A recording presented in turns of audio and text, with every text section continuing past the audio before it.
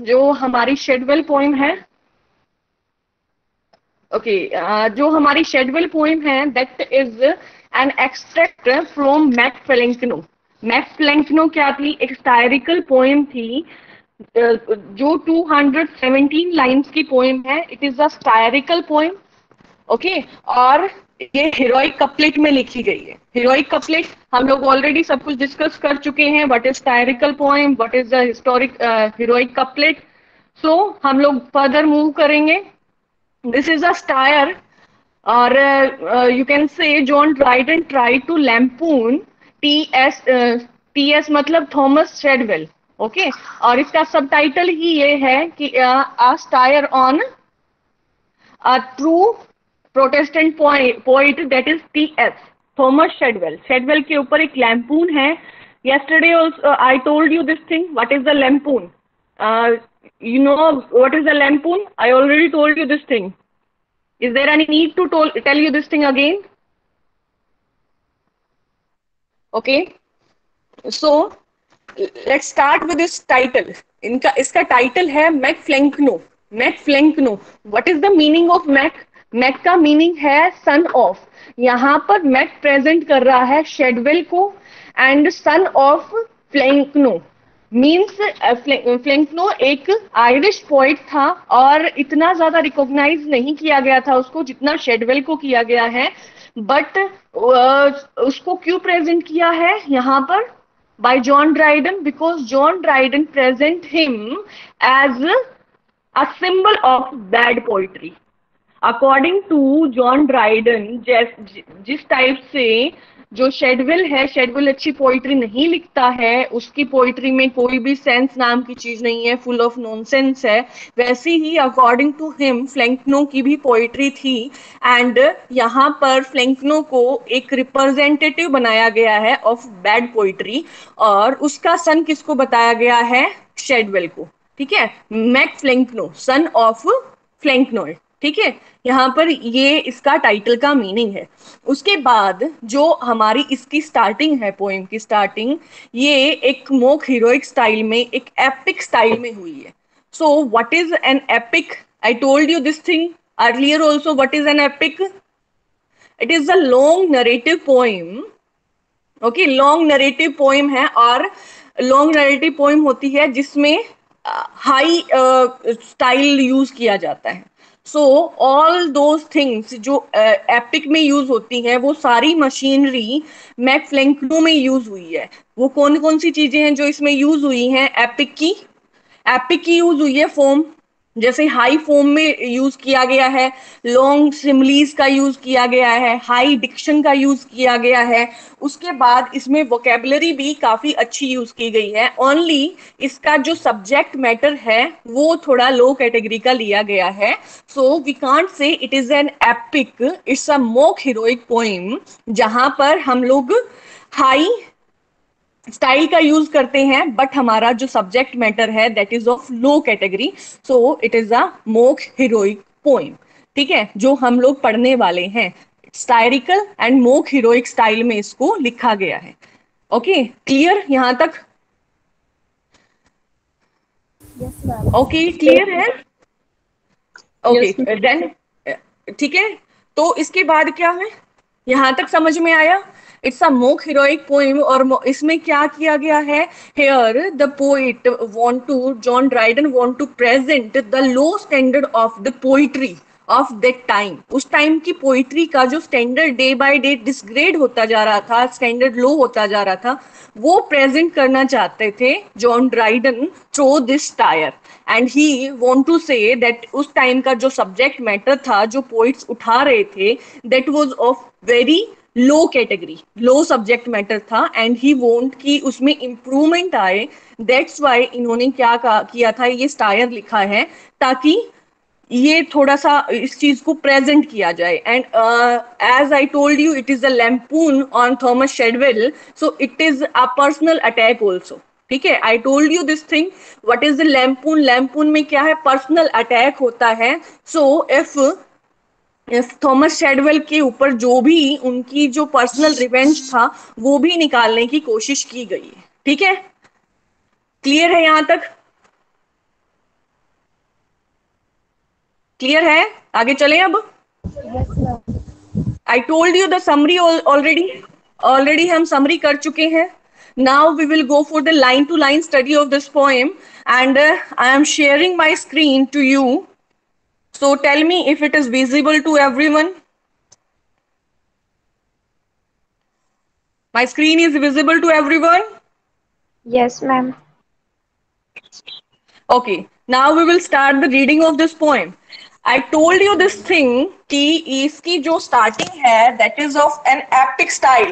मतलब इन्होंने बहुत ही मतलब एक हाई थिंग को प्रेजेंट करने की कोशिश की है. यहाँ पर क्या कह रहा है? All human things are subject to decay and when fate summons, monarchs must obey.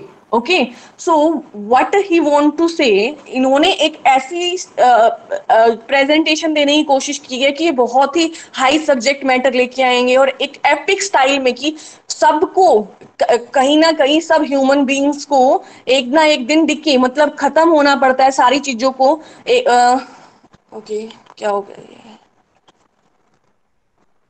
ठीक है. सो ही वांट टू से जो जितनी भी ह्यूमन थिंग्स हैं जो बनी हुई हैं, चाहे वो किंगडम हो चाहे कुछ भी हो, सबको एक ना एक दिन डिके होना ही पड़ता है.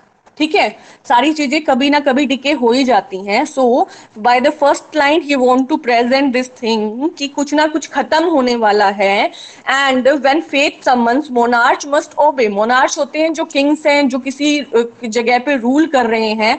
तो ये क्या कह रहा है? जब फेथ सम्मन करता है, मतलब जब उनका टाइम आता है, जब जो भी उनके डेस्टिनी में लिखा होता है, जब वो चीज आती है तो कोई भी कितना भी बड़ा किंग हो, सबको वो चीज ओबे करनी पड़ती है. और कहीं ना कहीं उनकी भी आपकी किंगडम आवाज का और क्लियर सब नहीं आ चीजों का रही है। एंड एक दिन हो ही जाता है. अगेन क्लियर नहीं है? नो मैम, नहीं क्लियर है। लगाती. ओके बेटा, शायद आपके रेंज में दिक्कत होगी. ठीक है, तो यहाँ पर क्या है, देन उसके बाद क्या कह रहा है इन दो लाइंस के according? He just want to say that all human things are destiny to decay today और डे आफ्टर टुडे. कभी ना कभी तो वो डिके होंगी, चाहे कोई कितना भी बड़ा मोनार्च क्यों ना हो, उसको कभी ना कभी अपनी जो उसकी पोजीशन है उसको आवाज छोड़ के नहीं किसी आ रही और को मैम वो आपकी पोजीशन क्लियर। देनी ही पड़ती है.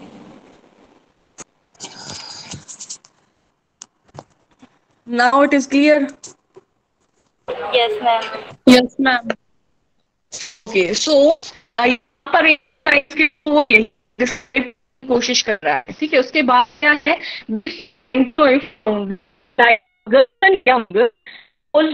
to empire and has had governed long. So by these line ये क्या कह रहा है, जो फ्लैंकनो है, फ्लैंकनो भी एक किंग प्रेजेंट किया है यहाँ पर उन्होंने. और उसके अकॉर्डिंग क्या है, जो फ्लैंकनो है लाइक अगस्टस. अगस्टस कौन था? एक बहुत ही अच्छा किंग था. यहाँ पे अगस्टस के साथ कंपेयर किया गया है. और कंपेयर किस बात पे किया गया है? जैसे जो किंग अगस्टस था उसको बहुत ही जल्दी थ्रोन पे बिठा दिया गया था, बहुत ही यंग एज में, और उन्होंने भी अपनी कम्युनिटी पे बहुत लंबे टाइम तक रूल किया है. और उनकी जो रूलिंग थी ना वो बहुत बढ़िया रही थी. उनके टाइम में सब चीजों ने बहुत ग्रो किया था. और यहाँ पर उसके साथ फ्लैंकनो को कंपेयर करने से उसका मतलब क्या है कि जो रिचर्ड फ्लैंकनो है वो भी बहुत यंग एज में ही सब कुछ संभालने लग गए थे. मतलब वो बहुत ही यंग एज में ही किंग बन गए थे और उन्होंने भी उनके एम्पायर पे बहुत लंबे टाइम तक रूल किया है. जैसे अगस्तस के साथ कोई भी मतलब उसका राइवल नहीं था उस टाइम, वो अकेला एक बहुत ही स्ट्रॉन्ग किंग था. द सेम इज विद ये फ्लैंकनोई भी इन्होंने बहुत लंबे टाइम तक रूल किया है और इनका भी कोई भी राइवल नहीं रहा है जब इन्होंने किंगडम में रूल किया है, और इन्होंने बहुत लंबे टाइम तक रूल किया है. ठीक है, in prose and verse was owned without dispute. तो जैसे अगस्तस ने अपने किंगडम पे रूल किया है, फ्लैंकनोम ने किस पे रूल किया है? उन्होंने रूल किया है प्रोज एंड वर्स के ऊपर, पोइट्री के ऊपर और वर्स के ऊपर. एंड उनका भी कोई डिस्प्यूट, मतलब उनका उस टाइम पर कोई राइवल नहीं रहा. Through all the realism of nonsense absolute, यहाँ पर उन्होंने क्या बताया है, यहाँ पर पहले तो एक इस टाइप की बहुत ही मतलब उसको एक तो अगस्तस के साथ कंपेयर कर दिया। देन क्या कह रहे हैं कि उसका कोई भी राइवल नहीं रहा, वही बहुत बड़ा किंग रहा है। यहाँ पर हमारी स्टार्टिंग कैसे कर दी कि वो बहुत ही एक हाई सब्जेक्ट मैटर कहीं ना कहीं हमें प्रेजेंट करने वाला है। एंड इस लाइन में क्या दिखा रहा है कि उसने जो भी रूल किया है वो फुल ऑफ नॉनसेंस से किया है। मतलब यहाँ पे क्या कह रहा है, जो प्रोज और वर्स में जो वो किंग रहा है उसकी प्रोज एंड वर्स है वो full of nonsense and dull subject matter से रिलेटेड है। और वो टोटली एब्सोल्युटली बिल्कुल डलनेस में रही है उसकी पोएम्स, और उसमें कभी भी कोई भी सेंस नहीं आई है। ठीक है, तो एब्सोल्यूट नॉनसेंस में रही है। और वो उन्होंने किंग रूल किस चीज का किया है, उन्होंने रूल पूरे किंगडम पे नॉनसेंस एंड डलनेस को फैलाने के लिए किया है। ठीक है, दिस यहां तक समझ में आया सबको? Yes clear ma'am. है? ओके। उसके बाद है, यहां तक किसी को कोई इशू हो तो बता देना, मैं आगे लाइन स्टार्ट कर रही हूं। This aged prince now flourishing in peace and blessed with issue of large increase. ठीक है, यहां पर क्या है, किसके बारे में बात चल रही है, उसके बारे में बात चल रही है जो फ्लैंकनोई है नाउ, वो भी उसका टाइम आ चुका है डिके का। उसने बहुत टाइम से कि बिना किसी राइवल के, बिना किसी प्रॉब्लम के इस जगह पे रूल किया है। बट नाउ अभी उनकी ऐसी एज आ गई है कि now he have to left his throne, और कोई सक्सेसर उनको अपने इसके लिए ढूंढना ही पड़ेगा। ठीक है, अब उनके and blessed with a issue of large increase.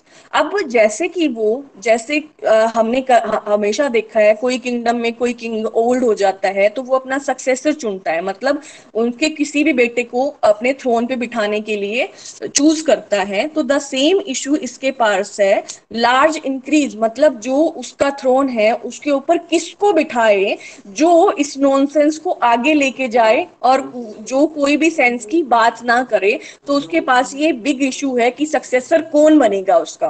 वो out with business did at length debate to settle the succession of the states. So अभी क्या है, उसका क्या काम चल रहा है, अभी वो क्या कर रहा है, वो बहुत लंबे लंबे डिबेट कर रहा है। मतलब वो बहुत कीनली ऑब्जर्व कर रहा है कि उसका नेक्स्ट सक्सेसर कौन बन सकता है और कौन इतना कैपेबल है कि जैसे कि उसने कभी सेंस की बात नहीं की, फुल डलनेस फैलाया है, फुल नॉनसेंस फैलाया है, वैसे ही वो उसके किंगडम को आगे लेके जाए फुल लेंथ तक। और ऐसा सन वो ढूंढना चाह रहा है, उसके लिए वो बहुत डिस्कशन चल रही है और बहुत टाइम से वो ढूंढ रहा है ऐसा सन को। ठीक है, यहां तक समझ में आया? यहाँ यस जैसे कि मैम। कोई किंग, जैसे कि कोई किंग अपना सक्सेसर ढूंढ रहा है, मतलब नेक्स्ट उसकी गद्दी पे कौन बैठेगा, उसके लिए क्या होता है, मतलब जो सबसे कैपेबल होता है उसी को बिठाते हैं किंग। हमने मूवीज में देखा है किंग किसको बिठाता था, जो सारी चीजों में बहुत कैपेबल होता था उसी को थ्रोन पे बिठाया जाता था, है ना। उसके लिए काफी ज्यादा अ, क्या होती थी, आयोजन होता था अलग अलग टाइप की प्रोग्राम्स का, जिसमें वो अपने आप को प्रूव करते थे कि I am better than the other. और जो सबसे बेटर होता था उसको किंग बना दिया जाता था। ऐसा होता था, सीरियल्स में देखा है ना, मूवीज में देखा है, टीवी में देखा है। The same is here, he want कि उसको सक्सेसर ऐसा मिले, उसका नेक्स्ट किंग ऐसा बने जो कि जैसे कि उसने अपनी पूरे किंगडम में नॉनसेंस फैलाया है, जैसा कि उसने रूल किया है उससे भी कुछ ना कुछ बेटर हो इस मामले में, ऐसा ही सक्सेसर चाहिए उसको। और उसके लिए वो अभी बहुत ज्यादा मेहनत कर रहा है ढूंढने की। ठीक है, उसके बाद क्या है, टू सेटल द, हाँ ठीक है, उस जगह का एक and pondering which of all his sons was fit to reign and wage immortal war with wit. ऐसा कौन सा सन है जो बिल्कुल फिट होता है किस चीज के ऊपर, जो ये इमोर्टल वॉर, यहाँ पर मतलब कभी ना खत्म होने वाली जो वॉर है, किसके साथ, विट के साथ। मतलब कोई भी बिल्कुल भी सेंस की बात ना करे, ऐसा सन कौन सा है जो इस चीज को लाइफ टाइम तक चलाए रखे, ऐसा सन उसको चाहिए। ठीक है, कि मैं ये रिंग, ये जो भी थ्रोन है, जो किंगडम है, मैं ऐसे ही सन को दूंगा जो लाइफ टाइम इस डलनेस को चला सके, वो कभी भी कोई सेंस की बात ना करे, और जिसकी पूरी life war with wit. War with wit का मतलब क्या है कि वो फुल ऑफ नॉनसेंस ही दिखाए चीजों को, कहीं भी कुछ भी सेंस की बात ना करे। ठीक है, वॉर विद विट चली हुई है, मतलब उसके दिमाग के साथ कहीं कोई दिमाग की बात ना कर दे, ऐसा सन ना मिल जाए, कहीं वो सक्सेसर भी बनाए और फिर बाद में उसमें दिमाग आ जाए, तो ऐसा नहीं चाहिए उसको। उसको ऐसा चाहिए जो पूरी लाइफ इस वॉर को चलाता रहे। ठीक है, cried this resolved, for nature felt that he should only rule who must resemble me.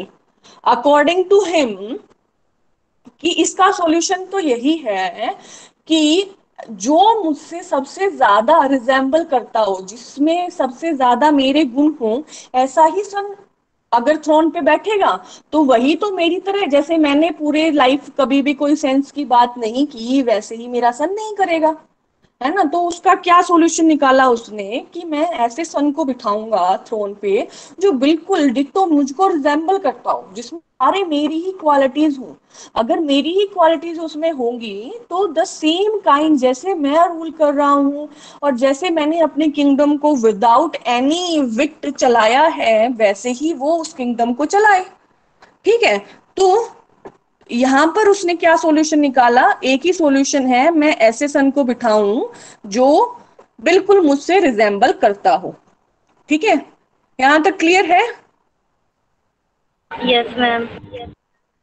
Okay, तो क्या है, Shadwell alone my perfect image bears mature in dullness from his tender years. So what he want to say कि मुझे कौन सा कैसा king चाहिए जो बिल्कुल मेरी तरह रिजेंबल करता हो, और ऐसा कौन है, वो ओनली शेडवेल है।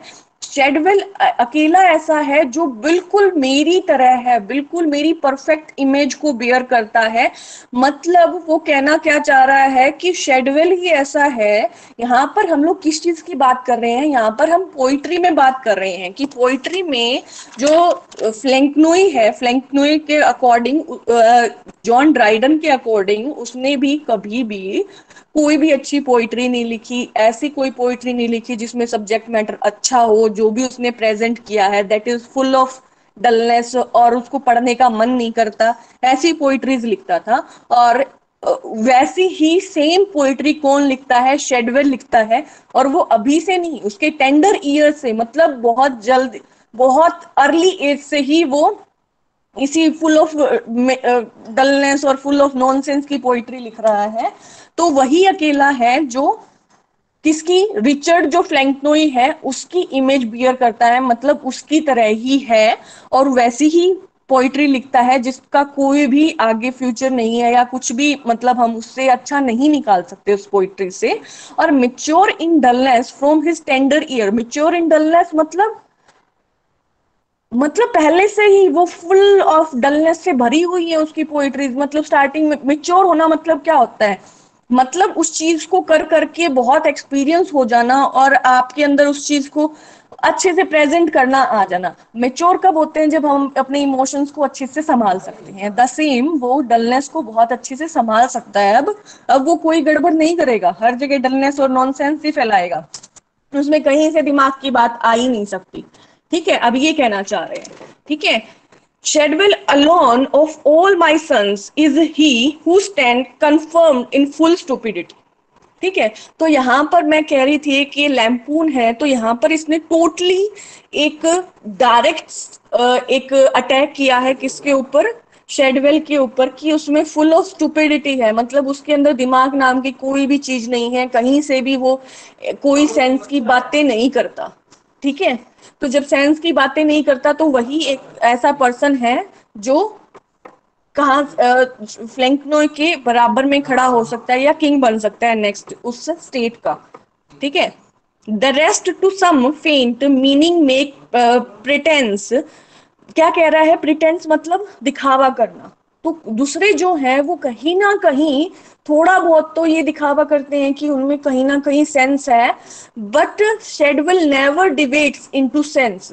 लेकिन क्या कह रहा है, कभी भी उसने दिखावा भी नहीं किया और कभी भी वो सेंस की बातों में गया ही नहीं। ठीक है, वो उसने जो भी प्रेजेंट किया वो फुल ऑफ डलनेस है, फुल ऑफ नॉनसेंस है, उसमें विट का या सेंस का कोई जगह ही नहीं है। तो यहाँ पर क्या है, ये टोटली एक पर्सनल अटैक है किसके ऊपर, शेडविल के ऊपर। और वो यही प्रेजेंट करना चाहता है कि थॉमस शेडवेल कैसा है, उसकी पोइट्री का जो सब्जेक्ट मैटर है और जो भी फॉर्म वो प्रेजेंट करता है उसमें कुछ भी अच्छा नहीं है। वो फुल ऑफ बोरिंग है और उससे हम कुछ अच्छा नहीं ले सकते, इसलिए वो फुल ऑफ नॉनसेंस है। ठीक है, यहाँ तक क्लियर है? इजी है पोइम बहुत। Yes, ma'am. एक मिनट रुको भाई। ठीक है, हाँ जी। सम beams of wit on other souls may fall, strike through and make a lucid interval। तो क्या कह रहा है कि कुछ और जो है, और जो उसके सन्स हैं उनमें कहीं कभी फ्यूचर में थोड़ी सी ऐसी हो सकता है कि उनकी थोड़ा सा अ, वो सेंस की बातें करने लग जाएं और उनकी जो पर्सनैलिटी है वो कहीं ना कहीं चेंज हो जाए और उनमें एक टाइम के बाद, एक इंटरवल के बाद कहीं ना कहीं सेंस आ जाए और वो थोड़ा विट की बातें करने लग जाएं। बट जो शेडविल है वो कभी ऐसा कुछ नहीं करेगा according to him. But Shadwell genius night admits no rays. अब नाइट एडमिट्स नो रेज मतलब प्रकाश की थोड़ी सी भी गुंजाइश नहीं है, मतलब थोड़ी सी भी विट आने की या थोड़ी सी भी लाइट उसके जो डलनेस और नॉनसेंस में आने की कोई भी गुंजाइश नहीं है। He will remain the same for his whole life. जैसे as we told you, I told you, हमने अभी पढ़ा है कि वो मैच्योर हो चुका है डलनेस में, मतलब अब वो टोटली उसी के अंदर जा चुका है, अब वो छोड़ नहीं सकता और वो उसी डलनेस में ही अपनी पूरी लाइफ दिखा गुजारेगा। और कोई भी रे ऑफ होप नहीं है उसकी पोइट्रीज में, और जो उसके सन्स हैं उनमें कहीं ना कहीं थोड़ी रे ऑफ होप है कि वो कहीं ना कहीं इम्प्रूव कर सकते हैं। बट जो शेडवेल की पोइट्री है उसमें कोई भी इम्प्रूवमेंट की कोई गुंजाइश नहीं है। His rising foam prevails upon the day, besides his godly fabric fills the eyes।